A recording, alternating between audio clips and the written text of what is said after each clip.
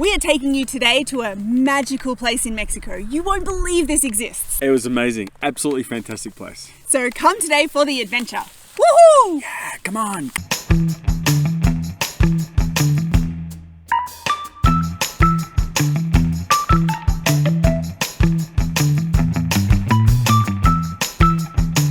Come on, come on. Come on! Come on! Come on. Hit subscribe! No, don't do that. Don't listen to her. If you'd like if you'd like to subscribe, when you find our YouTube's really nice, you could click subscribe. Okay? He has better people skills than me. Bit different too. Hit subscribe, you idiot! Hi everyone, welcome to Learning Brave. I'm Skylar. And I am her husband, Ross. You said I am her husband. I am her husband, Ross. And I like to pronounce my s. Today, Mexico. If you've seen any of our earlier videos, you may know that we went on a mystery tour. Yeah, mystery tour Mexico. with our good friends. And we didn't know anything about Mexico other than Nacho Man. Nacho Man, yeah. I've got to be a Nacho Man. Got to be Nacho Man. So we were so ignorant and naive about almost everything Mexican. But we went on a mystery holiday in Michoacan with some friends. Yep, the place that we went to today we're going to tell you about is amazing. Yeah, I can't believe this is No. It was real. It was like Disneyland.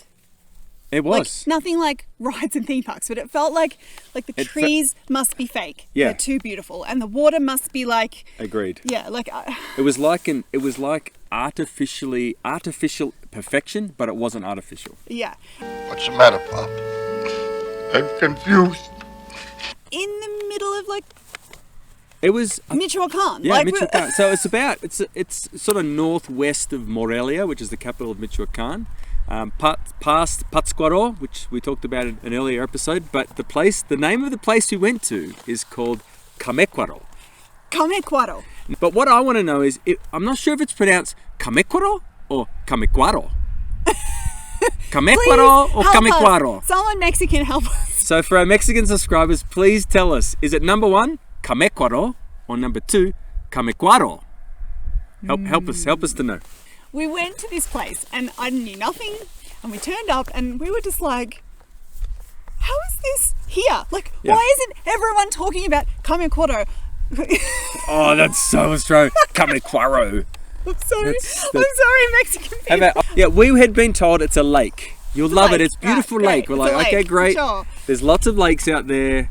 But when we arrived, I guess the beginnings of it, there was the usual sort of stands where you could buy food and other souvenirs. Excellent part of Mexico. Yes, my wife Souvenir loves that stands part. and trinket stands. But as you walk down to the edge of the lake, nothing really prepares you for the scenery that you see. Yeah. Please describe it for them, my It's dear. crystal clear water with these big old, no idea what they are, trees. They were these gnarly trees with these massive roots. Sycamores? Were they? I don't know. I don't think so. But these huge gnarly roots that sort of go into the water. Into this crystal clear water. And when I say crystal clear, I'm talking like Austria crystal clear, beautiful water. Say it again. Aqua water, mariachis, tacos, enchiladas.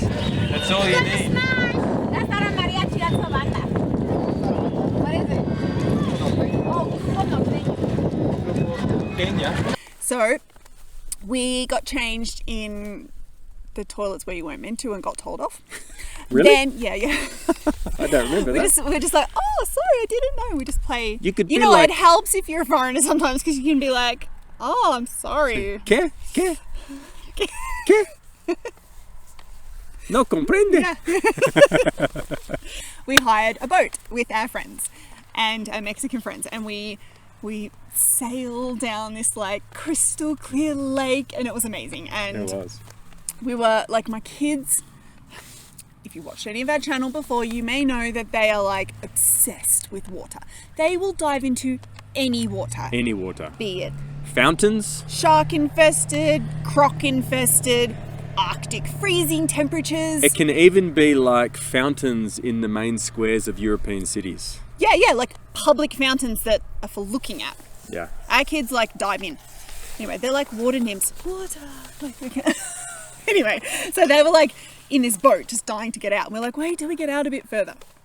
And particularly our little boy was 2 years old and he is like that too. So at the time, like we went on this trip, but at the time we were living in a condo in Mexico and they had a pool with no fence. And he would like, if he escaped, like we couldn't ever let him out the the like apartment door because he would just run for the pool and dive in, and we'd have to pluck him out, save his life, put him back. Lock him up again. He's since learned to swim, so it's a little bit. We don't get as nervous as we used to be. But he has a suit. He has his pink floaty suit. Yes, it is bright pink. Makes him look like this cute little girl. True. He wanted to get in, desperate to get in. So we're like, all right, you can get in first. Now, we knew that he floated and swam really well in his pink suit. So we were like, sure, you can get in first. And just as the boat was passing this group of like Mexican tourists, we chucked our baby in the water. We threw him in. And because it was a bit cold, he started screaming. He didn't like it very much. He surfaced screaming. And we look like the worst parents because we just pipped our baby over. International Travel Parenting 101. Don't throw your children into the lake. In front of a group of tourists. They might judge. They might. Who cares? So we're like, hey, he's all right. And he's fine. Someone jumped in and plucked him out. And he was crying a lot and it looked like we had deliberately tortured him, but we hadn't. We just let him fulfill his heart's desires. You know, toughen them up. Just throw them in the lake. Throw them in. If they don't sink, they'll swim, right? So anyway, and we on this boat we visited all these different islands that are on this crystal clear lake, and the one thing that was great about it too is that there was a lot of shade from these amazingly huge trees that had all their roots that went into it, and so you could keep out of the sun a fair bit. But later on we found this place where you could climb up a tree. I think it was a tree, or was it like a diving board or a platform? A tree. No, you climb up a tree. Climb up a tree. And they had a rope. Yeah, out onto it, and then you could jump, you could swing on this rope out over the lake, right? Loving it. Beautiful. But that, it was clear, but that part of the lake was extremely murky because everyone had been churning it up from diving in. Yeah. And all our kids are good swimmers, except Bowen, the baby. But our second youngest child was... What, 7? He'd done quite a lot of swimming. We'd been living with a swimming pool and we weren't very worried about him, but we were just kind of keeping an eye on him. We're all climbing the tree and then we're going on a swim. In. And then all of a sudden, after 10, 15 minutes, we're like, where is Rushton? And I was like, well, I saw him climb up the tree towards the rope. Yep. But I never witnessed him coming out. So... We didn't see him. He was gone. And so my first reaction was... Holy popcorn! He could actually be down there caught in a tree root or something. And it was all like, wait, where is he? And we're looking and he was gone. It was a pretty frightening experience actually. I felt sick. I mean, as some of you who are watching this know, when you lose a child, you just feel sick. Oh, it was terrible. And you know how a minute can feel like a year? It was a long time. It was 15 minutes. Ross was diving down. I didn't want to think about why he kept diving down. He was checking all the roots. I was just checking that he wasn't under there. And then all the Mexicans around could see these really stressed foreigners and they're like, can we help you? And we explain we've lost our son. And so they start looking. So we have this whole crowd of people looking for our son. And I was like, I have learned something about myself. If any of my kids go missing, I become she's useless. I'm useless. Warning. Emergency protective circuit activated. Warning. I can't. My brain stops functioning. And I kind of just stand there. And that happened in Disneyland. It's happened before, yeah. Disneyland happened. So I can't. I just can't do it. Whereas Ross was being useful and diving, and I was standing in circles, and everyone else was hunting the area. He was nowhere to be seen. He wasn't. So after a very long 10 minutes or so... 10, 15 minutes. He just appeared. He came running back along the shore. Now remember, we'd gone on a boat ride like through half, like it's a really long lake, and we'd gone at least half the way. Yeah. And he came running along the shore, and we were like, "Oh, you're alive! I'm gonna kill you!" It was a bit like that. And we're like, "Where are we?" He says, "Oh, I left my t-shirt back where we started, and I wanted it." He was like, "Yeah, I ran to get my I was t-shirt." like- So he literally ran around. It took him nearly 15 minutes to run back, get his t-shirt, and run back again, just to get his t-shirt. Like, we like to foster independence. Yes, To a point. that was His brain went, "Oh, I want my t-shirt. I think I'll go get it." He didn't tell anyone. Nicked off in the middle of Mexico. Oh my gosh. It was a good learning experience, wasn't it? It was part 2 of Best Parents in the World in Kamikwaro. In Kamakura. Yeah. We're like parenting 101, what not Yeah. to do in Kamakura. Yeah, so like all the Mexicans were like, "Oh, thank you. That's He's great. alive. And We'll then try to be better parents." and then probably in Mexican they're like, "You stupid foreigners." Yeah. We felt we were stupid foreigners. Yeah. Anyway. Sometimes we share this with you because sometimes you have times when you travel where things don't happen. You just elbowed me. Oh, did I? You did that on purpose. I didn't mean to do that. Actually, it was because our resident cat where we're staying just came out of the bushes, and it's got a baby rabbit that's still alive in its mouth. Oh, it's alive though. Yeah, that's what they do. Remember, we just had one. It rocked up on our front doorstep the other day. Without a head. Without a head. You were saying why we're sharing I was this. saying that we're sharing you that we're not perfect parents. We do dumb stuff, and our kids are dumb sometimes too. But that's just part of travel. Yeah, our kids are dumb sometimes too. Totally. They are. Sometimes. All the time.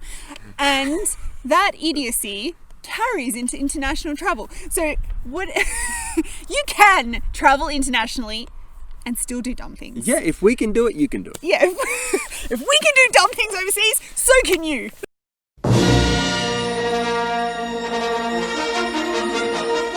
Absolutely. Hope this has given you hope today. Yes, be vulnerable. Get out there. Be vulnerable, be an idiot abroad. Don't There's a watch it. part 3. Is there? Yeah, so we, as punishment, like we were like, dude, this has to have consequences. So we were like, you're not getting in the water for the rest of the day. I might as well have ripped his arm off. He was... Oh, Did we give in and let him get No, in the we didn't water? give in. Oh, really? No. We but- did something good. We didn't give in. So we finished the lake a little bit more stressed than we began.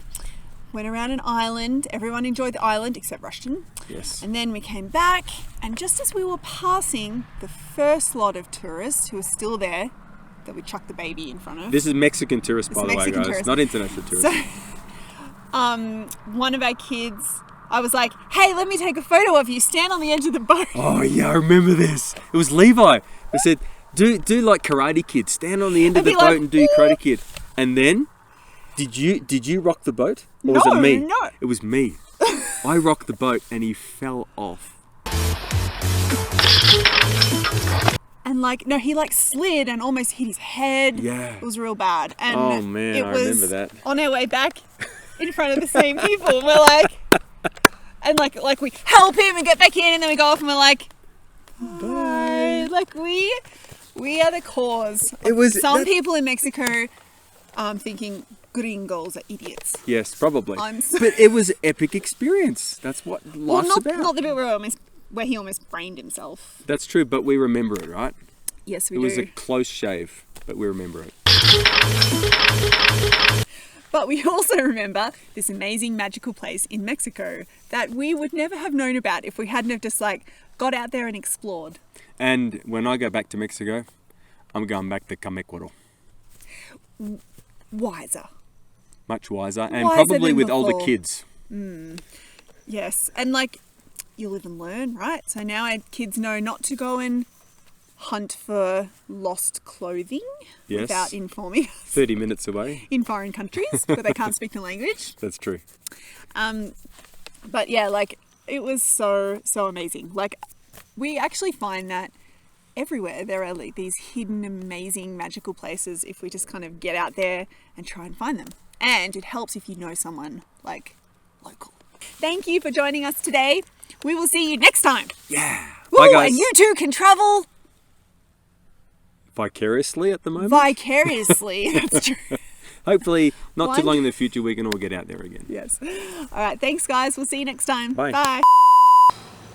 Some kids are dumb, do do do do do. Some kids are dumb, do do do do do. Why would you go back and find your t-shirt when we're on the other side of the lake? Do do do do. Pew.